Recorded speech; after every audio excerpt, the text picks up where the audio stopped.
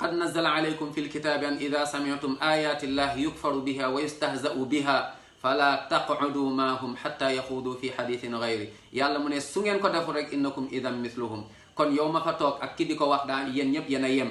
yàlla nee na inna allaha jaamiu lmunafiqina walkafirina fi jahannama jamia. ne day dajale naafeq ak yéefar yëpp sànni leen biir jahannam. yàlla nañ ci yàlla musal.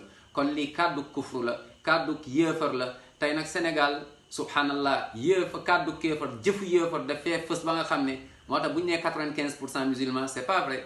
regarde le shirk qui existe. ay nit ñoo xam ne dañuy jaamu ñeneen ñu dul yàlla, di ñaan ñeneen ñu dul yàlla, di sujootal ñeneen ñu dul yàlla, di ñaan ci ay bàmmeel, di ñëw ci ay almeer di ñaan ki dee. ay njabarkat subhanallah ñu ci gën a bari tamit dañuy njabar, ñu ngi ci ay bokkaale. kon mbokk yi lii ma ne lu doy waar la, nañ ci bàyyi xel te nag avertir suñuy njaboot, avertir suñuy mbokk avant mbugalu yàlla di wàcc suñu kaw.